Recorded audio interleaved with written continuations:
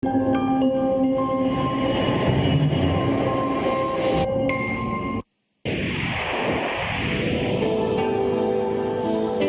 ka pagtuo, usa ka tingog, usa ka katawhan.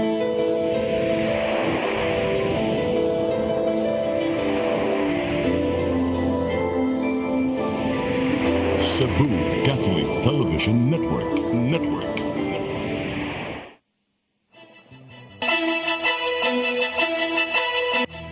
Uluhan sa mga balita sa Sairi 47. Filing period sa Certificate of Candidacy mibuylo na.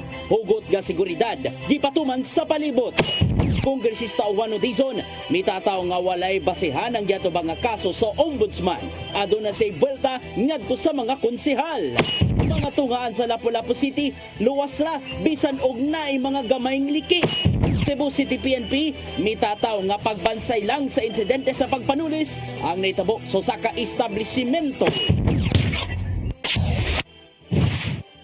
Sugbo, Kabisayan ug Mindanao, Pilipinas ug katawhan kutos maabot sa tong Sibya sa tibuok kalibutan mayong hapon.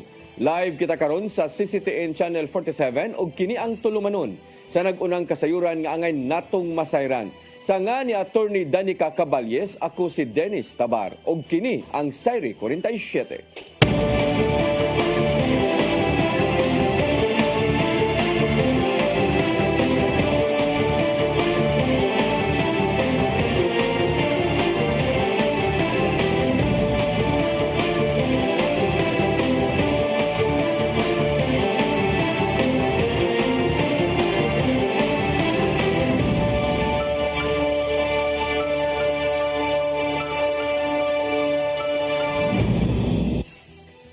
O karon sa kompletong detalye sa atong mga balita, Commission on Elections Cebu mipahinumdom sa mga mukandidato na kompletohon ang tanan nga mga gikinahanglan aron maduso ang ilang Certificate of Candidacy.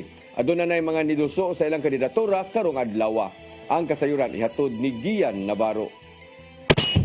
May pahinumdom ang Commission on Elections Cebu sa mga mukandidato nga isigurong kumpleto ang mga rekisitos o napaiduso ang ilang Certificate of Candidacy. Gawas sa filled out nga COC form, kinahanglan pirmado pinaagi sa notaryo o adunay documentary stamp tax. Gitato ni Provincial Election Supervisor Attorney Marshall Sarno nga makuha ra sa buhatan sa BIR o sa Municipal o Provincial Treasurer's Office among stamp. Subay kini sa nadawat nilang mga concern bahin sa pagkuha sa mga nga requirement. Tanan nga gapa rehistro ato silang na-cater. So mo na akong directive nila ato na siyang i-cater yun kay lista. Kay karon man ang unang adlaw sa COC filing, dakong bentahe alang ni Sarno ang maong higayon aron makahigayon sa pag-correct kuno ganing adunay mga sipyat sa pagduso silang kandidatura. Subject for deliberation, approval or denial ang application for registration sa from July to September 30 karong October 15. Adunay pipila ka mga personalidad ang nibisita sa buhatan sa COMELEC Cebu aron pagduso sa ilang kandidatura. Pagpatong sa alas 8 sa buntag, buena manong miduso sa kandidatura si incumbent 3rd District Representative Pablo John Garcia. Magpapili siya sa maong posisyon alang sa maabot nga eleksyon. Kuyog niya sa pagduso sa COC filing ang iyang pamilya o iyang staff. Pagkalabay sa pipila ka oras, miduso og kandidatura ang mag-uumang si Sal Arapal Cariaga aron magpapili sa pagkakongresista sa ikaupat nga distrito. Hinuon-hap sa iyang unang adlaw sa COC filing sa COMELEC sa probinsya tungod kini sa mga sakop sa kapulisan nga gipambutang sa gawas sa opisina ingon man sa palibot sa Legislative Building. For the record, no extension na sa voters registration. Gian Navarro, CCTN News. Samtang subay sa maong balita, wa pay bisan usa ang nisangat sa ilang Certificate of Candidacy sa dakbayan sa Mandawi. Samtang mahimo nang makabutar og ilang kaugalingon nga board member subay na sa hukom sa Korte Suprema. Ang kasayuran ihatod ni Mary Rose Sagarino. Nagmingaw ang Mandawi City Sports Complex kaganinang buntag sa unang adlaw sa filing sa Certificate of Candidacy. Buntag hangtod alas 3 kaganinang hapon, wala pa bisan usa nga nisangat sa ilang kandidatura ug igo lang nangayo sa COC form. Ang COMELEC magpabilin sa sports complex sa pitsa 5 ug 8 din ato na sila sa ilang buhatan, mas gamay nga espasyo itandi sa complex. Of course, di na sila maigo dito kay gamay man atong opisina. So, around the office, so dito sa tent, sa compound, sa complex, pwede. Samtang sa labing unang higayon ang mga residente sa Dakbayan sa Mandawi makapili na og kaugalingong mga representante sa Cebu Provincial Board sa 2025 midterm elections. Si Attorney Ana Flor Guhilde, ang election officer sa Dakbayan, niingon nga ang hukom sa Korte Suprema nagtugot sa Mandawi Isip Legislative District nga adunay representasyon sa lalawigan. Subay kini sa kaso ni Florida Robes batok sa COMELEC nga naghisgot sa Lone Legislative District sa San Jose del Monte City sa Bulacan diin susama og sitwasyon sa Mandawi. Yes, separate na nga to ang provincial board sa Lone Legislative District of Mandawi. So Mandawi voters can vote for them. Then dili na pud sila kabutar sa 6th district nga provincial board. Ang makabutar lang nila is ang Cordova and Consolacion nga voters. Nahimong Lone District ang Mandawi base sa Republic Act 11257 nga gilagdaan ni kanhi Presidente Rodrigo Roa Duterte niadtong tuig 2019. Apan ang mga taga Mandawi City nagpadayon sa pagbotar sa mga sakop sa provincial board nga nagrepresentar sa 6th district sa Sugbo. Naglakip sa lungsod sa Consolacion o Cordova sa 2022 national elections. Bisan pa sa pagka-Lone District, ang Mandawi City padayong nalakip sa component city sa probinsya sa Sugbo. Ang mga Mandawihano nagpadayon sa pagbotar sa gobernador o vice-gobernador dili isama sa syudad sa Sugbo ug Lapu-Lapu. Mary Rose Sagarino, CCTN News. Kapin sa 200 ka mga personnel sa Lapu-Lapu City Police Office ang gipakatap karong adlaw subay na sa unang adlaw sa filing sa Certificate of Candidacy. Lakip na ni Ana ang mga nagbantay sa seguridad diha sa kadalanan sa City Hall ingon man mupahigayon usab sila og random checkpoint. Ang kasayuran ihatod ni Cristel Joy Filerca. Hugot nga seguridad ang gipatuman sa Lapu-Lapu City Police Office sugod karong adlaw subay sa unang adlaw sa filing sa Certificate of Candidacy. Sa gawas sa buhatan sa COMELEC Lapu-Lapu, makita ang ubay-ubay nga mga kapulisan nga naka-standby. Matod ni Police Lieutenant Colonel Christian Torres, ang spokesperson sa LCPO, nga 249 ka mga personnel ang ilang gipakatap alang sa pagbantay sa seguridad sa mga kadalanan sa buhatan sa COMELEC Lapu-Lapu o sa palibot sa City Hall.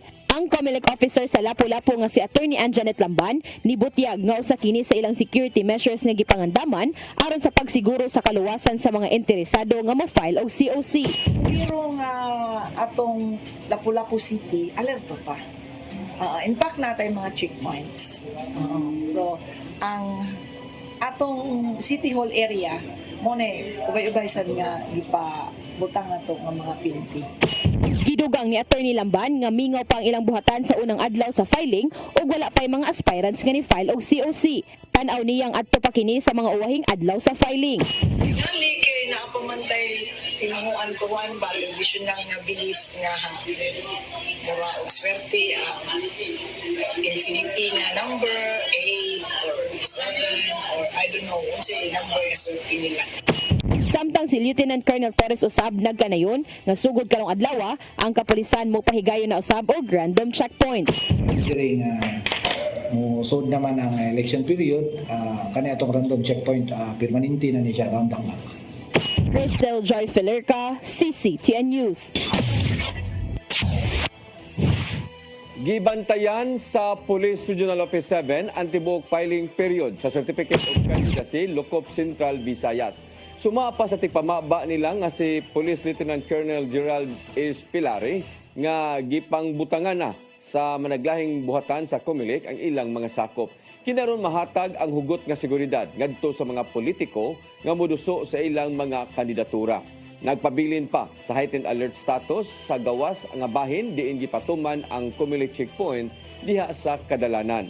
May pahinumdum usab si Pilare nga sa mga kaubanan sa mando sa nasudnong kapulisan nga dili magpa-influensya sa mga politiko.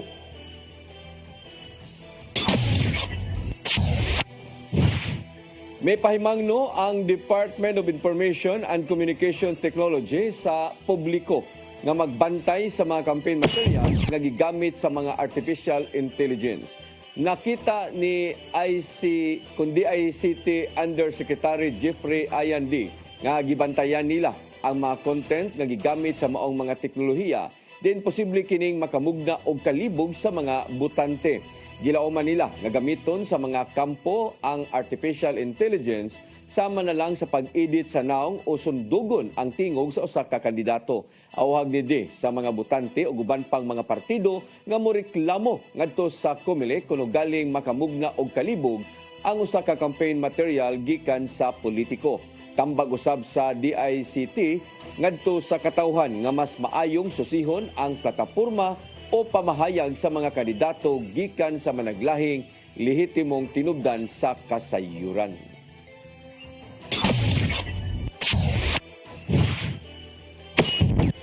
Musunod, Kongresista Juan Dizon nitataw nga walay basihan ang giatubang nga kaso sa ombudsman. Mga tunghaan sa Lapu-Lapu City, luwas ra bisan og nay mga gamayng liki. Kanaguban pa mga balita sa magbalik sa Sayri 47.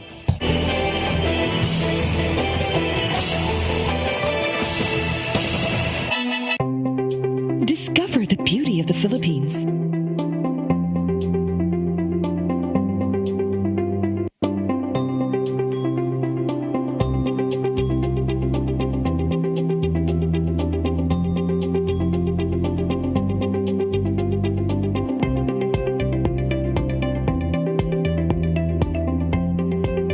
With Philippine Airlines, the country's flag carrier.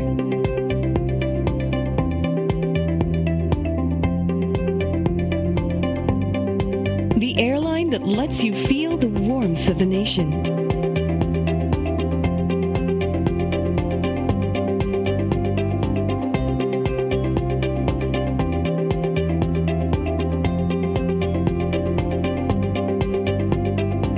Mabuhay!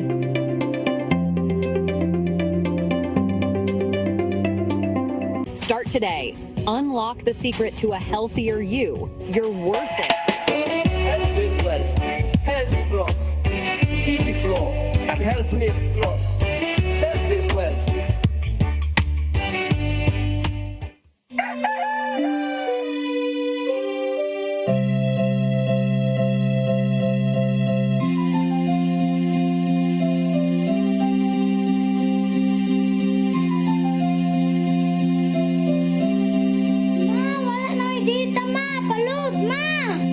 Sorry ma'am, na-late ko. Nangita pa mong para internet sa kong anak ma'am. Ay, wala na yung problema. Mag-Sinisibu! Sinisibu, Sinisibu. For your internet connection. And for the signal of your cable TV. So fast and straight the transmission to your phone. Sinisibu! Sinisibu, Sinisibu. Offers you to have fiber optics. For your viewing experience, perfect and clear so far. So great and affordable for you to enjoy. Sinisibu Television Network Incorporated offers fiber to the home broadband internet bundled with fiber to the home cable TV connection. Sinisibu Television Network Incorporated with its operation in Metro Cebu and the whole province of Cebu soon. And affordable for you to enjoy. Sinisibu!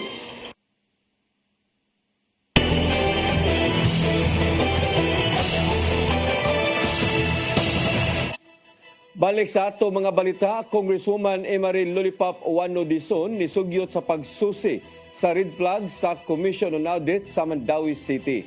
Kini ang iyang tubag sa resolusyon sa Konseho sa Mandawi aron susihon ang gingong yuta sa syudad nga iligal niya nga napalit. Ang kasayuran ihatod ni Mary Rose Sagarino.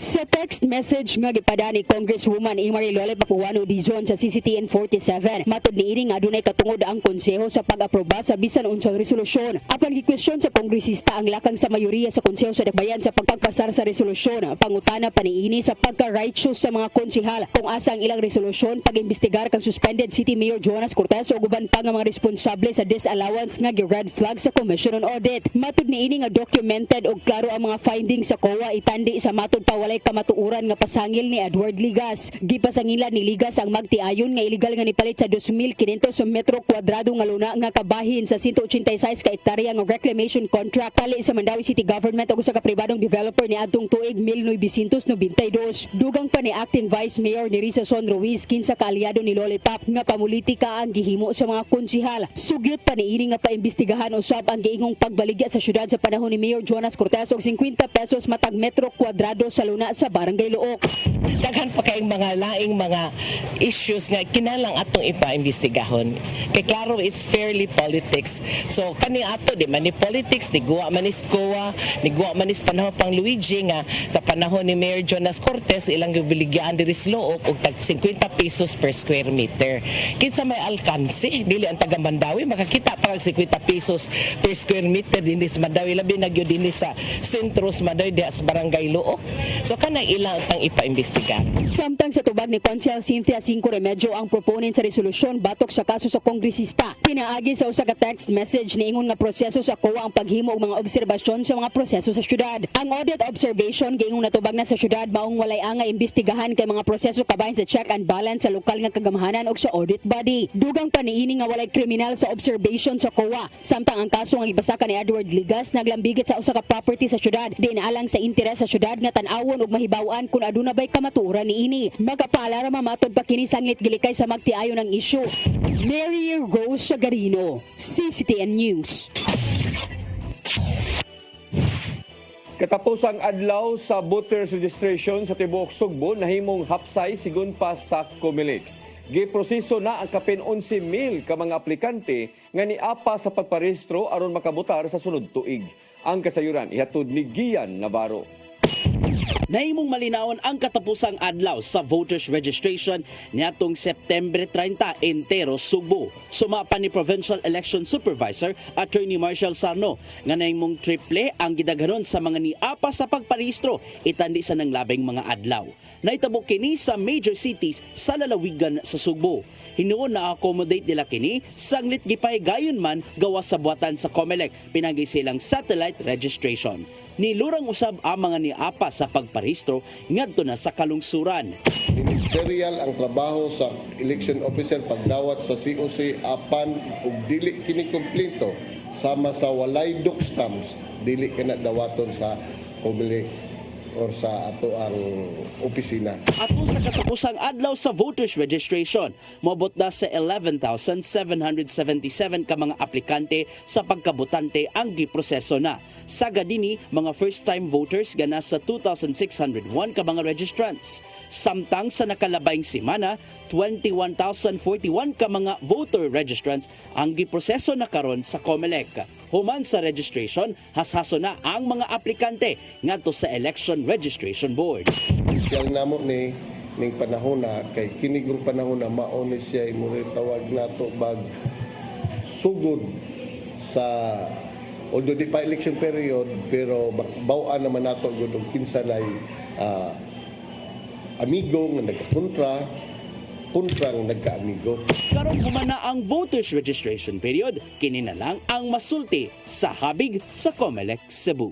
Sana sa amo ang gimitingan with Colonel Sorilla sa atong provincial director about sa atong security including on those areas. So ug naa may mga siguro posible lang nga magkagubot tagaan og additional security. Ian Navarro, CCTN News. Gibalik na karong adlaw ang klase sa mga tunghaan sa dakbayan sa Lapu-Lapu human gideklarar ng luwas tungod kay way nakita nga mga dagkong pagguba. Adunay nakita nga gagmay nga mga liki apan dili kini tungod sa linog. Ang kasayuran ihatod ni Crystal Joy Felerca. Balik face-to-face classes na karong adlaw ang 81 ka mga tunghaan sa dakbayan sa Lapu-Lapu human kini gisuspende kagahapon tungod sa gipahigayong ocular inspection human sa nasinating 5.1 magnitude nga linog ni adtong Domingo. Ang division engineer nga si Engineer Jonas Hakalan uban ang mga personnel sa City Engineering Office mao ini-inspect sa dili moabot na po ka mga tunghaan nga ni-report nga dunay mga cracks ang ilang mga building. Apan ato sa ilang pag-inspeksyon, wala sila nakitang mga major structural damages. Aduna hinuon sila nakitaan nga mga minor og hairline cracks apan base sa ilang assessment dili kini tungod sa nasinating linog. Most of the schools na ni-report ana is katupan ng mga previous cracks gid nga katong due to wear and tear ba, pero dili it doesn't kanang impose na naagid siya damage structurally, so superficial ra gid siya lara sa ibabaw, mostly due to heat ra o kanang naalangay movement nga kuan kay ang concrete na am na siya movement. Tungod niini, gideklara nilang luwas ra ang mga tunghaan para sa mga tinunan, maong gisugyot nila ang pagbalik sa klase karong adlaw. Gidugang pa ni Engineer Hakalan nga ang mga building sa mga tunghaan sa Dakbayan gidisenyo nga makasugakod og linog ug bagyo. Gani gituyo kini nga mas taas kumpara sa normal nga gipangayo sa building code tungod kay ang maong mga 4-story building mo gamiton nga evacuation center sa oras sa katalagman. Gipalig-on maganda siya kay ang atong building is mao man na siya gamiton as evacuation center as kuan when it comes to calamities. So mas ligon siya compared sa uban. Cristel Joy Filerca, CCTN News. Giauhag sa Office of the Building Official sa Dakbayan sa Sugbo ang mga tunghaan nga susihon pirmi ang kahimtang sa ilang nga classrooms. Natagamtaman sa Sugbo niadtong Domingo sa hapon ang linog nga way mga natalang dagkong pagkaguba sa mga istruktura sa syudad. Giplanuhan usab sa Ubo nga pangun ini nga si Florante Catalan ang pagsusi sa pipila ka mga school buildings sa syudad sa kagahapong adlaw. Suma pa niya nga gikinahanglang subayon ang mga school engineer kung aduna na bay mga liki o pagguba sa pipila ka mga buildings aron itunol sa ilang buhatan. Kinahanglang malakip sa report ang pagpamatuod nga luwas pang kasudlan ang mga school buildings human sa linog. Tuyok nila ang ilang mga structures. Isang visual lang mga makita. And then report it to the office if na sila makita nga something cracks, new cracks sa mga buildings para ato ang i-double check. Acting Mayor Raymond Alvin Garcia mitataw nga way sagol nga pamulitika ang pagtaktak sa pipila ka mga empleyado sa Cebu City Hall. Mahimo pa nilang tun-an kung galing mo apilar man ang maong mga trabahante. Ang kasayuran ihatod ni Cristel Joy Filerca. Gitataw ni Acting Cebu City Mayor Raymond Alvin Garcia nga magdepende lang sa mga nahimong performance kung ipabilin pa ba sa City Hall ang mga trabahante. Suma pa niya, walay kalabutan ang pamulitika kung ugaling mahukmang dili i-renew ang pipila ka mga empleyado ning buwana hangtod Disyembre. Gimanduan ni Garcia ang tanang mga department heads sa pagsumeter sa mga pangalan nga dili na i-renew ang iyang kontrata base sa nahimong katakos sa pagtrabaho.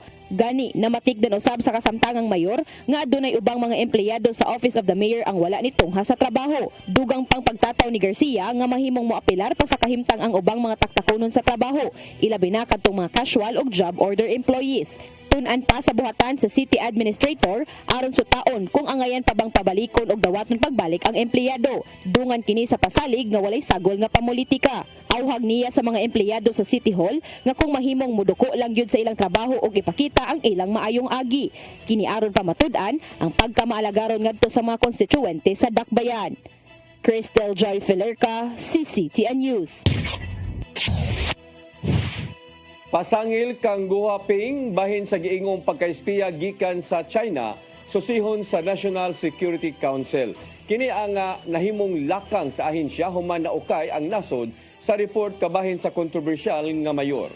Ang kasayuran ihatod ni Gian Navarro. Gitun-an sa National Security Council ang report bahin sa pasangil kang Guo Waping alias Bamban Tarlac Mayor Alice Guo isip gituhang espiya gikan sa China. Sumapa ni NSC Assistant Director General Jonathan Malaya nga makigalayon sila sa mga hingtungdang ahensya abroad aron pamatud-an ang report bahin kang Guo. Ingon manusab ang pagsubay kung unsa gyud ang tinuod nga identity bahin ni Guo Waping kung siya ba ang gikuha nga ahente gikan sa China. Naukay ang katawhan sa miaging simana human gipagawa sa report sa Al Jazeera bahin sa pagka-espiya ni Guo sa China aron makasud sa Pilipinas. Gibutyag kini gikan sa ka-Chinese tycoon nga si Xi Zhejiang kinsang natangkong karon sa prisohan ug gisugid ang nimong modus sa pipila ka mga gidudang espiya nga gikuha gikan sa ilang nasod. Butang nga gikasagmuyo ni Guo ang mong pasangil ato sa nakalabay nga hearing sa Kongreso human nakakita sa report ug iya kining gihimaka. Duga pa sa Dibalaya nga sila nagmainampingon sa pag-validate sa mga pamahayag sanglit na nawagan man tuod among piniriso og kagawasan. Samtang gikabalak anusab sa NSC nga makaapekto sa seguridad sa nasod kuno galing mapamatud-an ang giingumpang espiya ni Guo dinhi sa Pilipinas. To dinhi hugot ang panawagan ni Defense Secretary Gilbert Teodoro Jr. nga kinahanglang i-amend na sa Kongreso ang espionage law dinhi sa Pilipinas. Kini aron masilutan kung kinsa man ang nanghilabot sa strikto kaayo nga national security sa Pilipinas. Gian Navarro, CCTN News. Musunod, Cebu City PNP may tataw nga pagbansay lang ang insidente sa pagpanulis sa usa ka establishmento. Kanaw guban pa mga balita sa pagbalik sa Sayri 47.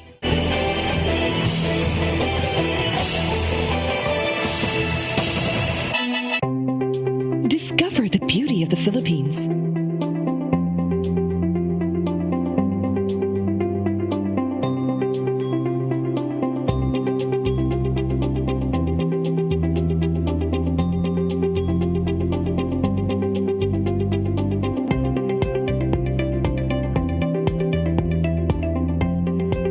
With Philippine Airlines, the country's flag carrier.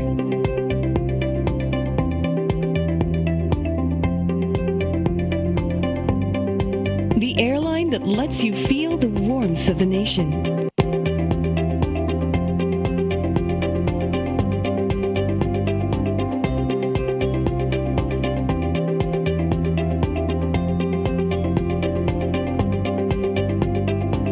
Mabuhay!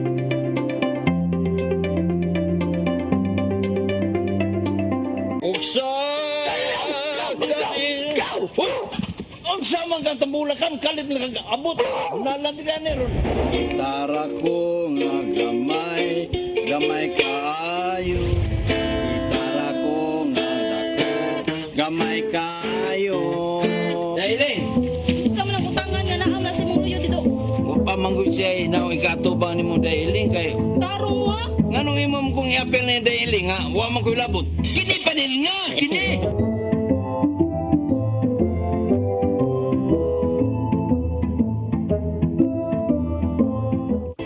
Come October 4, 5, and 6, another gathering will be held in Cebu City, the first National Charis Conference, which is open to all charismatic communities, realities, and expressions.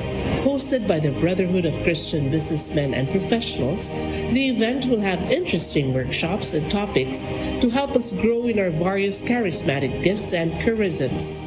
Watch out for more details about this event from our host BCBP in the coming days.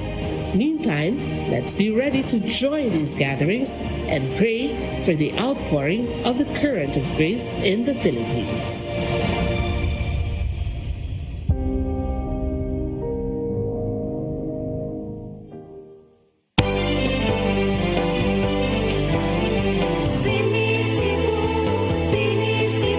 For your internet connection and for the signal of your cable TV, so fast and straight the transmission to your home. Cine Cebu offers you to have fiber optics for your viewing experience, perfect and clear so far. So great and affordable for you to enjoy. Cine Cebu Television Network Incorporated offers fiber to the home broadband internet bundled with fiber to the home cable TV connection. Cine Cebu Television Network Incorporated with its operation in Metro Cebu and the whole province of Cebu soon.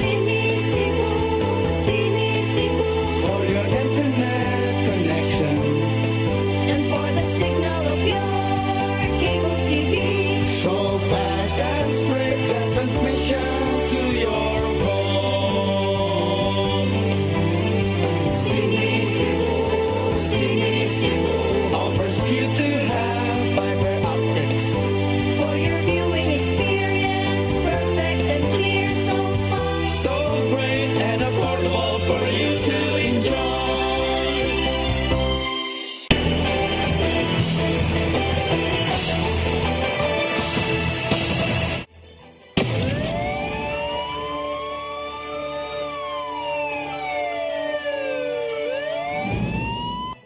Balik sa ato mga balita, Cebu City Police Office bitataw nga usa lang ka pagbansay-bansay sa pagresponde sa pagpanulis ang nahitabo sa usa ka pawn shop diha sa barangay T. Padilla. Napanglantawan sa ilang hipi nga kanunayon ang maong simulation exercises. Ang kasayuran ihatod ni Gian Navarro.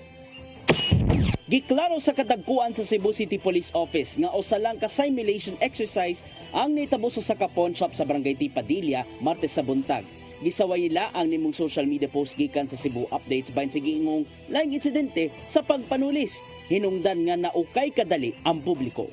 Dali hinuon gitataw sa Cebu City PNP nga daan ang gipahimangnuan ang katawhan nga magpaigayon sila sa mong pagbansay-bansay bahin sa pagpanulis aron di makalitan. Kini aron maandam ang mga otoridad kung unsay buhaton sa gayong mahitabo ang laing pagpanulis. Naitabo ang maong robbery simulation exercise uban sa pagpakigalayon sa mong establishmento. May nungdanon alang ni City Police Director Colonel Antonieto Cañete ang maong pagbansay-bansay aron masiguro ang malungtarong kaluwasan sa palibot. Napaglantawan usab niya nga himuon kining regular aron dali na lang ang pagtubag kuno galing masubliman ang maong alarma. Well, the main purpose of this is to apprise our security sectors, including the security guards, the owners of the establishment, mga pawn shop, to be aware and must also know what are the protocols and things to be observed during this incident. Tipik lang og kabahin kini sa nimong lakang sa Cebu City PNP human sa nitabong twin robbery incident dapit sa Carbon Public Market kaniadto. Ian Navarro, CCTN News.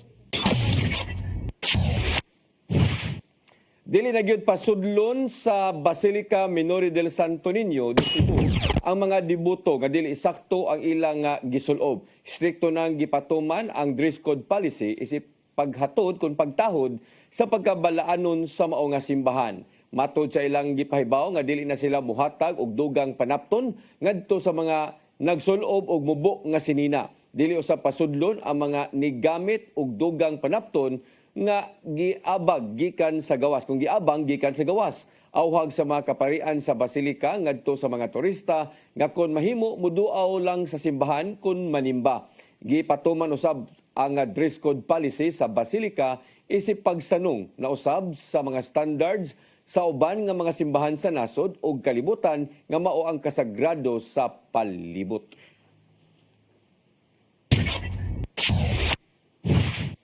Mo kadto naglangkob sa atong mga balita sa Sayre 47 sa nga ni Attorney Danica Caballes, ako si Dennis Tabar. Hangtod ugma dinhi gapon sa inyong paboritong tulumanon, Sayre 47.